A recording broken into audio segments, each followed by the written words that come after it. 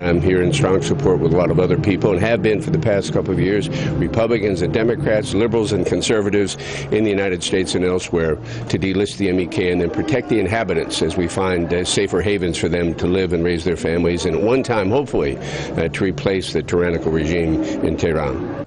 And what is your response to that? That's the comment from the conference from Tom Ridge. Your thoughts?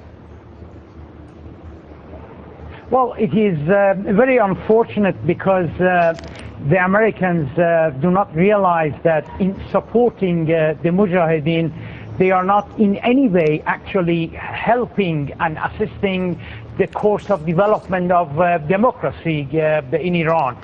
This kind of action, this kind of support for Mujahedin would actually be employed by the Iranian leader as showing sign of how hypocrite the U.S. administration and the U.S. leaders are vis-a-vis the course of democracy, because everyone knows in Iran that Mujahedin do not have a very good record as far as respecting human rights and democracy is concerned. I mean, they have been colluding for 8 years with the Saddam regime, which obviously no one can say that a group who colluded with Saddam can claim to be a democratic group and representing human rights and democracy. Yes.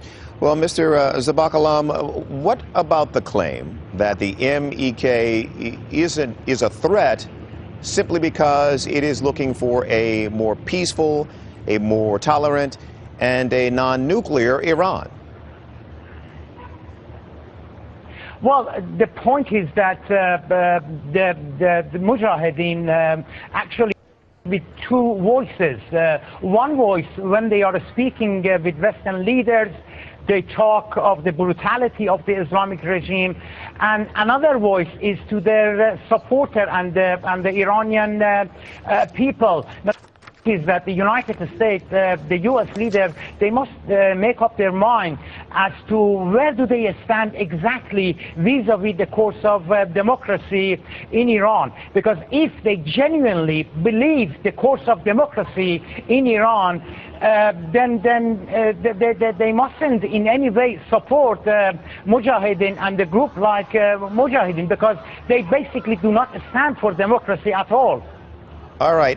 One final question for you. Do you believe, would you believe that the Iranian government would be encouraging the Iraqi government to actually target the MEK in Iraq at Camp Ashraf? The point is that when we talk Camp of Ashraf, we are really talking of a huge time. The Camp of Ashraf is not an ordinary and simple camp. A camp, it's a city, it's a town.